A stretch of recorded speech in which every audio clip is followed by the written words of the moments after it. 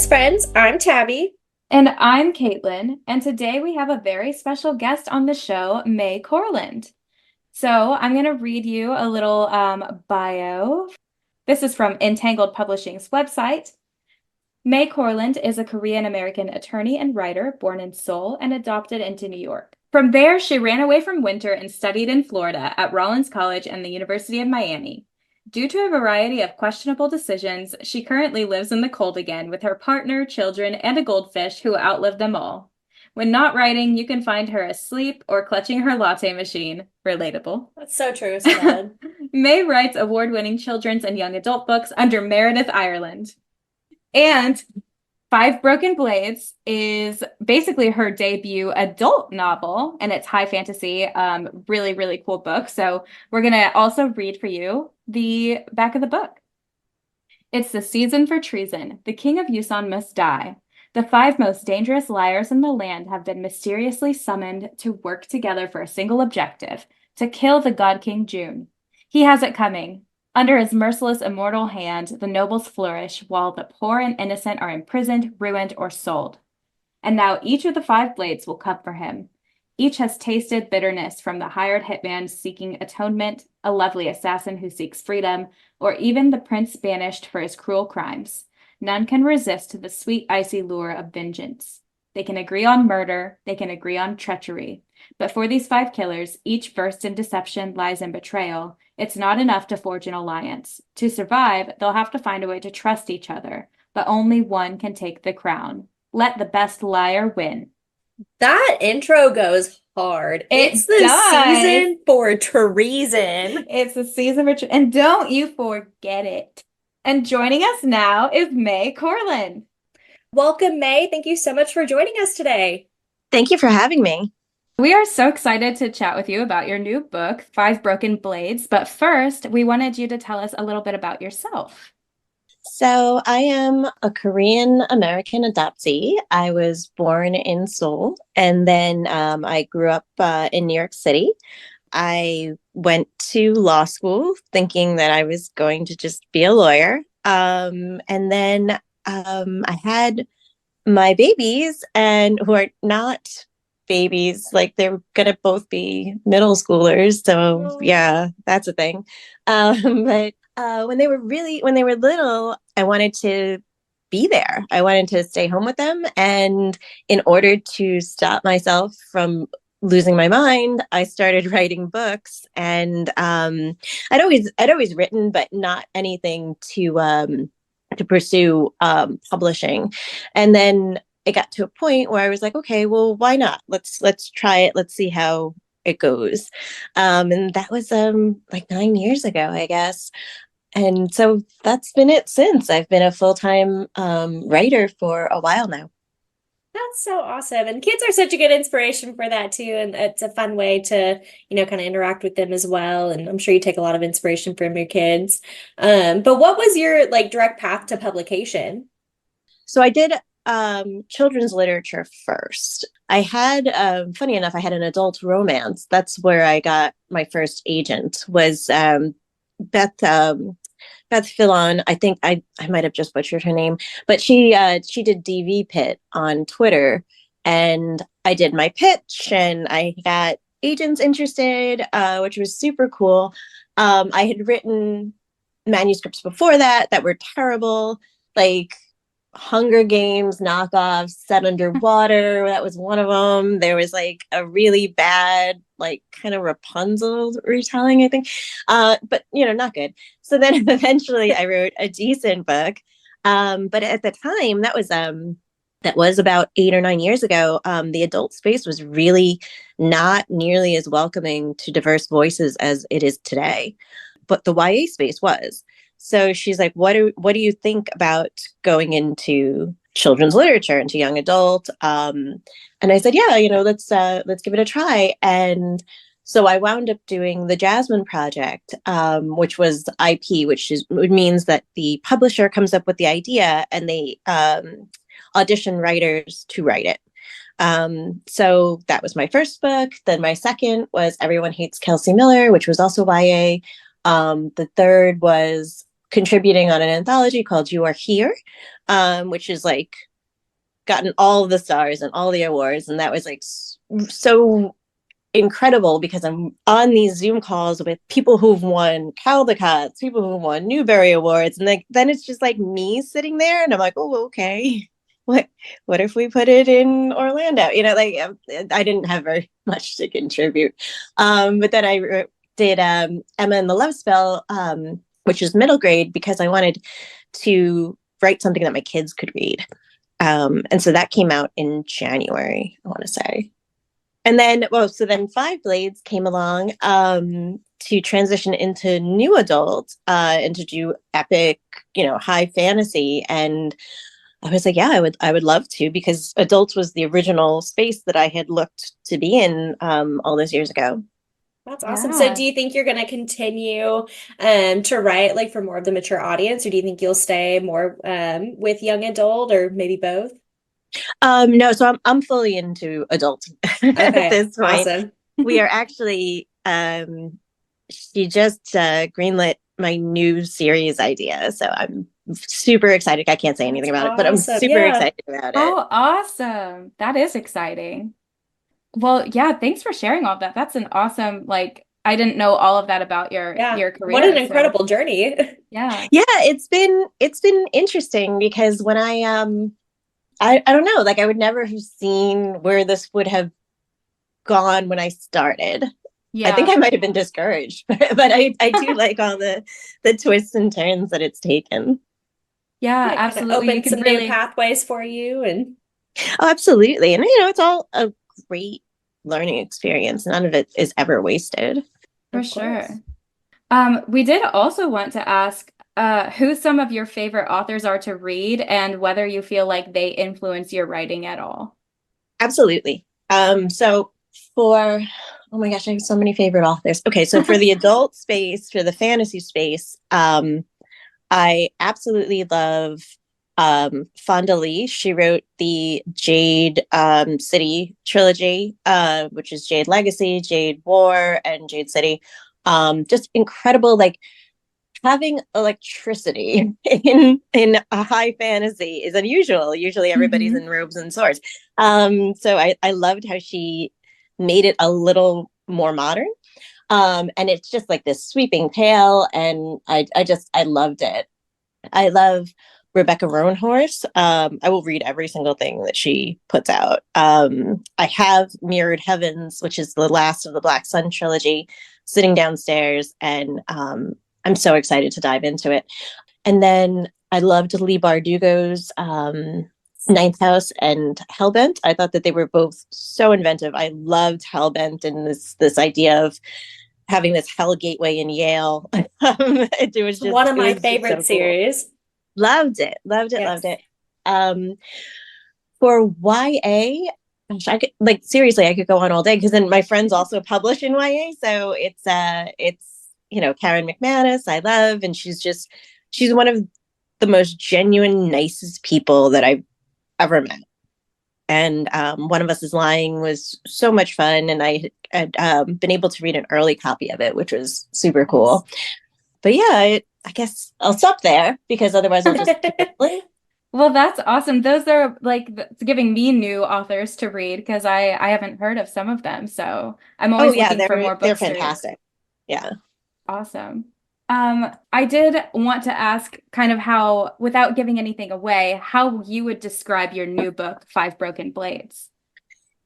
So we love to say it's Game of Thrones or Six of Crows meets Kill Bill. So because it has six narrators, but it has five liars slash killers who are recruited to kill a king, and the complication in that, I mean, which is always difficult, but the complication in that is that he is immortal, so which makes it a lot harder for five people who are all mortal to go try to achieve this. But there's a lot at stake for them, both in failing and in succeeding. I've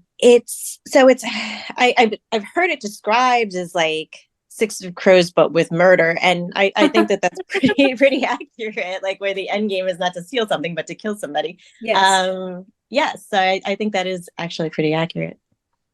And each of your characters, they were just so like intricate and well thought out. And, there were times where I was laughing and I was, feeling all the feelings that they were feeling. And so I just feel like they were just such well done characters too. Thank you so much. Absolutely. So tell us a little bit about your decision to make your main character Sora have hearing loss. So I have that hearing loss. What I wrote is the exact thing that I have. So, and like right now it's ringing, and other times I don't notice it. So let's see, during like the height of COVID, all of a sudden, it was kind of ringing as I went to bed. Then I woke up with the worst vertigo that I've ever had. I've never had vertigo. Don't recommend, 0 stars. It's so bad. Like, I had to like crawl to my bathroom because like the horizon was like shifting like you're on a ship almost. Oh my Like, gosh. yeah, it was so bad. But I also had lost my hearing completely in my left ear. Just like a random virus had just wiped it out. And then I was like, okay, well, it'll come back. And so about like 50% of it returned, I would say. I had a doctor friend prescribe an antibiotic, and I'm like, I'm sure that that's, all it is. Well, it never came back. And I didn't want to go to an ENT during that time because if you recall, you're like, oh, well, that's who you go see if you have COVID potentially. I live in New York, and it was so scary. So I'm like, no, I'll just deal with it at home. So they were like, then eventually when I did go, they were like, yeah, you it's permanent. You're not going to get it back.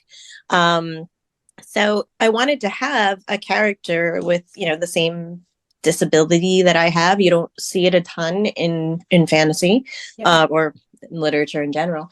So I wanted to have it be somebody who wasn't born that way, because that's not the way I experienced life.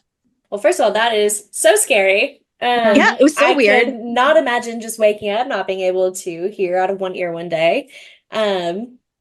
So that's terrifying. But yeah, I do think it was really cool to have like you said, have a character like that, because a lot of the time I think in fantasy type novels you always have like these people who just, are perfect in every single Mhm. possible way and nothing bad ever happens. And so it really does just humanize the character a little bit more. Thank you. Absolutely. And we also know that you took a lot of inspiration from various global myths and cultures when writing this book. So tell us a little bit about your research process for that. Oh my gosh. So so some of it is like from just like me traveling around, but some of it is like, spending a lot of time on Google, having, the 100 tabs open, that kind of thing. Some of it has been reading. I was actually so interestingly, I was supposed to publish a second middle grade that was heavily Korean mythology, but in contemporary Brooklyn. So the research that I did for that actually helps me with Five Blades. You kind of cannibalize one thing for the other as you go through manuscripts. So I did have a basis for, what I wanted to put in here. But then I did a ton of research on Korean history, because it's a strange thing being a transnational adoptee, because on the one hand, I was born there. I lived there. I was adopted from there. I, could have Korean citizenship because that's where I was born. And then on the other hand, culturally, though, I'm not Korean, but appearance-wise, I am. It's a very strange little dynamic, and it's something that I wanted to bring into the book, like this East meets West. So it's not entirely inspired by ancient Korea, although there are definitely elements in there. But like, so for some of the cities, Tamneki, the capital of Yusan, is actually inspired by Atlantis. Oh, okay. Like having those concentric circles, those Yeah. rings, that's straight out of Atlantis. So it was really awesome to be able to borrow from all of these different inspirations, so that it wasn't exactly one thing, because I'm not. Sure. Yeah. And I really love how it came together too. And that's even, I'm sure it's really cool to see it in this book form, see yourself in this story, basically. Yeah, I love like even when they're eating, right? Like so sometimes they're eating with chopsticks, sometimes they're eating with forks and knives, and it just kind of hopefully seamlessly, I don't know, switches between the two the way Yeah. that would. Well, and food was, I mean, obviously a very, very big part of this book too, and just the way you interwove it into the story. So why did you choose food as a way to illustrate the cultures that are inspired by this fantasy world or in this fantasy world? Okay, so whenever I travel, one of the I wouldn't say the first thing because like that's usually plane tickets, but like the first thing that I'm looking at is like what is there to eat. Like I'm the type of person where if somebody's like, "Oh, we're gonna go to this restaurant," I will pull up the menu to like see what they have and like have my little order ready to go and like be totally thrown off if they don't have that particular dish that day. If they're like, Yep. "No, we're out of that," it's like, "Oh no!" But I spent a week and a half researching this. Plan my whole day around this. Yes, I planned this. Like, what do you mean you don't have artichokes? But because I'm, I guess, food centered, I really wanted to bring in the different delicious things that I love. But I also think that food says so much about a place and it says so much about a person. So they talk about potatoes, right? Like so potatoes originally came from the Andes. So you they would be grown on a mountainside. So the potatoes in Yusan are grown on the side of the Tangon Mountains. So it's setting there and like how would you get it over there? Is it a delicacy? So are you rich in eating one thing or are you poor in eating something totally different? Mm. Then the different regions are going to have like the out in Fallow, they're not going to have the access to seafood, but in Temnyaki, they're going to be heavily seafood because that's where they are. Sure. So it just says so much about like commerce and class and taste also. And then it gives me the opportunity to also talk about food that I really like. So it had a lot of purposes. That's And that's, awesome. yeah, that's so cool because I feel like that's something I wouldn't normally like notice or pick up on, but I think subconsciously we do because there are those sort of things that you mentioned, like The is subtle it available nuances to of, yeah, yeah. lower Mhm. classes? And that's not something you like consciously think of, but it is very effective. That's cool. So, another thing that we really love on this podcast, besides food, is morally gray characters. And so, we wanted to ask you to tell us a little bit about how you balance your morally gray characters in a way that makes readers still empathize with them. So, I mean, personally, when I'm reading, I think that morally gray characters are the most interesting. I love having a character who can rationalize things to themselves in such a way that you nod along going, yeah, I think it was probably fine to hunt people. Um, I love how novels in general can make you question your own moral compass because you're nodding along going, yeah, we should probably kill them. And you're like, wait a second, You've wait a suspended your minute. disbelief too much.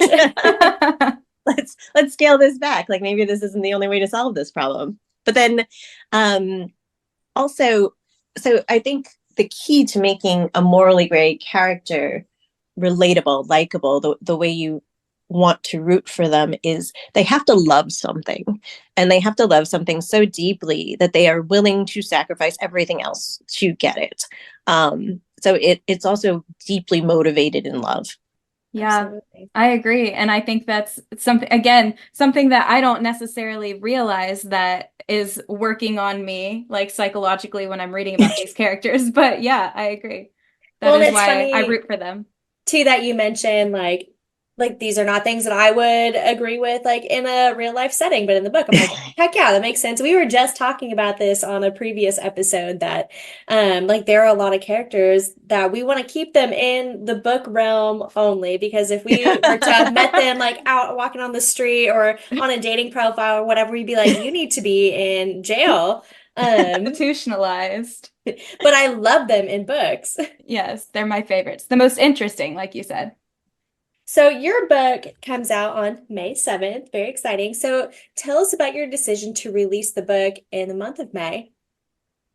So that's a complicated it's a complicated decision because it's not entirely me. Like it has to do Okay. with like with publishing and their schedules and when they put out, their biggest books of the year and when, what else they have going on.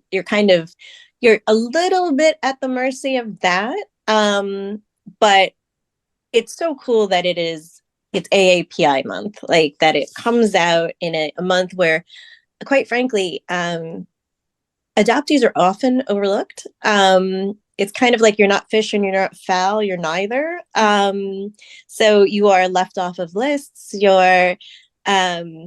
People who are very well meaning are coming up with API lists and they would rather include people who have never been in America than they would adoptees because I think it's part of which is the name. The name's not doesn't strike you as extremely Asian. And so you're like, oh, well, maybe they're not. You'd have to kind of either know about that author or look it up, which is another step, I guess, than somebody who has a traditionally Chinese name or a traditional Korean name. We just thought that was so cool that it ended up coming out that same month. And I'm sure that's also very, very cool to, a lot of people in the Asian culture. And it's, something that maybe they don't see a lot. Maybe they don't have a lot of, author inspiration. So yeah, I thought that was very exciting. I was actually just talking to June Her. She writes Korean historical fiction in YA. And both of our books, so Barnes and Noble's having their big pre-order sale right now. Yes. I think today's like the last day. But both of our books are on like that Green Banner bestseller top 100. And I'm like, could you have imagined when we were teenagers, like seeing not one, but two Korean authors, Korean inspired books on the Barnes and Noble bestseller list? She's like, never, not even close. That has to feel amazing. Yeah, That that is is so such a cool. cool, I bet that's such a surreal moment. It is. And the nicest thing about it, honestly, is that there won't be other little girls or boys growing up and not seeing themselves reflected Yeah. uh, on the page. Yeah, that Yeah. is huge, especially for, future aspiring authors. And it's going to give them that push that they need to get started in something they're passionate about. Um, so just kind of branching off of that, what are you the most excited for with the release of this book? Um, I mean, so there's so much like stress and tension in like the ramp up and like waiting for it to be May 7th. So like I'm just kind of pretty excited for it to be May 7th. But like I'm so excited to see like we love sending the books to bookstagrammers and the TikTok influencers and watching Book Talk get really excited about it has been incredible. But like it'll be a different level when people can just go pick it up in the store and we get to hear from more casual readers and people discovering the book the same way that they have with other Red Tower releases. I feel like Red Tower very much appeals to people who are more reluctant readers who are not people with 1,000 book TBR. They're more like, oh, well, that looks cool and I've heard my friends talking about it, so maybe I'll go pick it up. Oh no, now I'm a fantasy girly and now I have a home library. Yes, so I 800 like books that. deep. Yep. That It's a has slippery it happens slope. to the best of us. Yeah. On the flip side, do you have something that you're nervous for with the release of this book? I think you're always like, I hope people love it. Like I always like, you accept that not everybody loves everything, that like art is incredibly subjective and writing is art. And so there's always going to be people who it's not for them. And that's okay. And like you kind of keep telling yourself like art is subjective and that's okay. So like that's a little bit concerning. And then, there's the horror of being perceived as I have to go like do festivals and whatever. but we're so excited. The publisher and I have talked and we're like, is it May yet? Like, we are just so excited for it to come out and be on shelves. Well, I That's think that's awesome. so cool, like how big of like an influence social media has on that too, and either a good way or a bad way. But just already seeing it like being promoted, like you said, on TikTok, on X, on whatever it is, like it's just getting people so hyped, and I think that's just one more like level of excitement to add with the beginning of that journey there. It's so cool. I'm tagged all the time on Instagram, and I love it every time, like seeing people unbox it or seeing people review it. And everybody's been super kind, knock wood. About, and like, if you didn't like it, like, just don't tell me. Don't Like, tell me. don't tell me.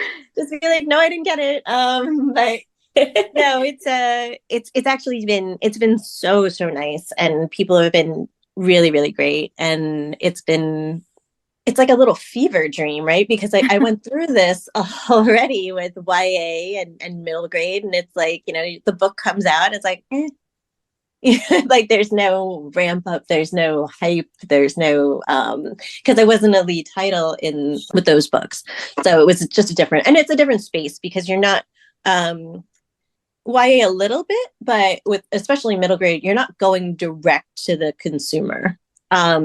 So whereas adult, you go directly to the adults, like, so you go directly to TikTok, to Instagram, and those are the people who are going to be reading the actual thing that you made. In children's literature, it doesn't work that way. Right. Yeah. You're trying to get to the parents or the librarians or the school teachers or whoever the gatekeeper is to then get to your reader. It's a different model.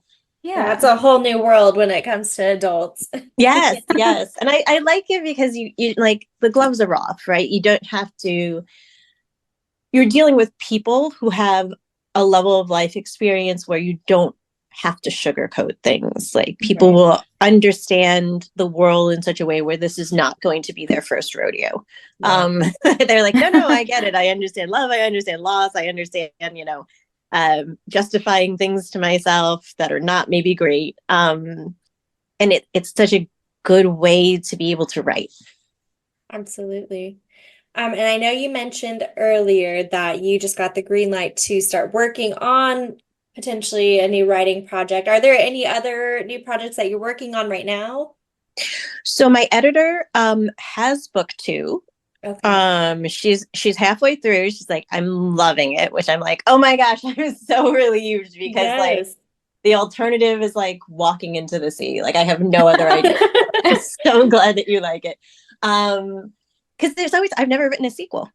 So there's always that fear that, you're going to give your editor something and they're going to be like, WTF is this? Like, what is this? What did you do?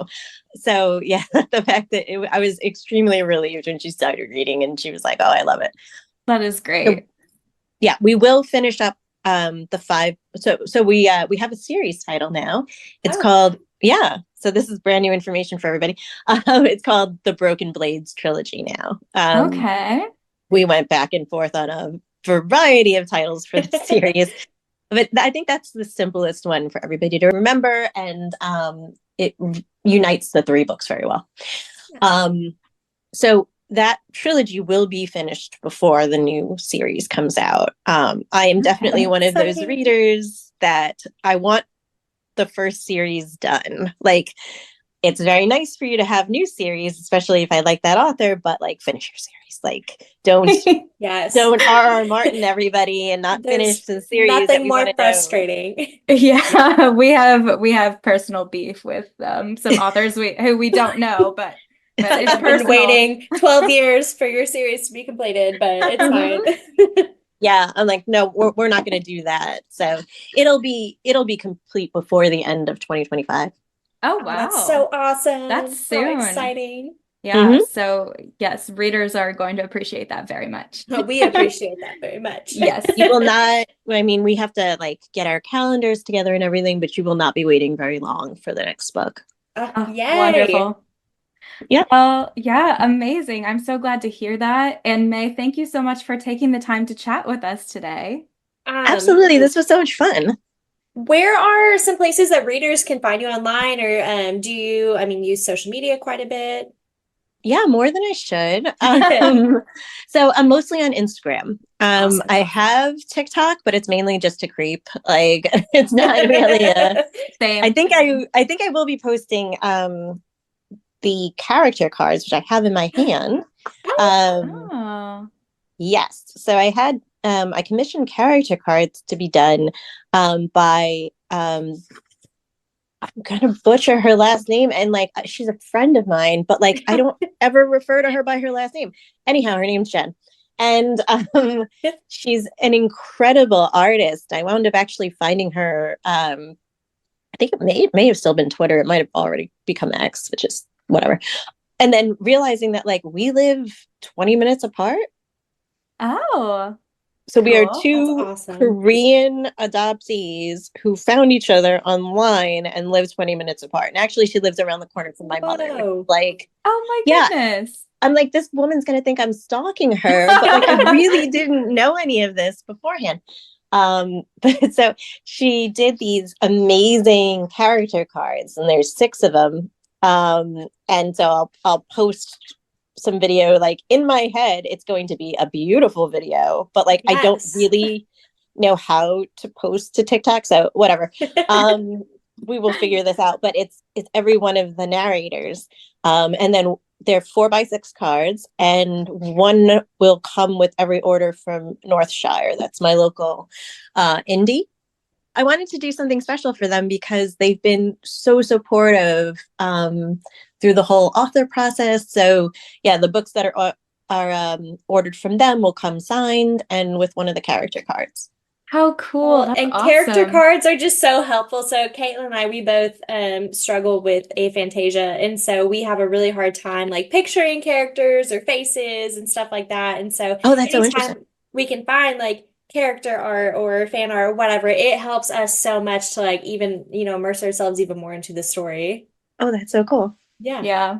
And we always have to like be careful too with fan art because sometimes it's not We spoiler spoil free. it. Well, thank you so much again, May, for being on the show today. Five Broken Blades is out now. You can get your copy. Where is it available? Everywhere? So it's available everywhere. And if you order from Northshire, Saratoga, it comes with signed and with a character card. All right. Thank you so much, May. Thank you for having me. That wraps up our interview with Mai Corland. Join us next week as we do a little mid-year book check, and I get to tell you all how far behind I am on my reading goal. You'll catch up by then, I already know. And by next week. And the week Yeah. after, we will be discussing Funny Story by Emily Henry, her newest release. We actually have pre-ordered our copies already. So. We have special signed copies from Miss Henry herself. From my mother, Emily. I love you so much. Okay, well, start reading that one, everyone. We'll talk to you next time. And as always, Let's get lit.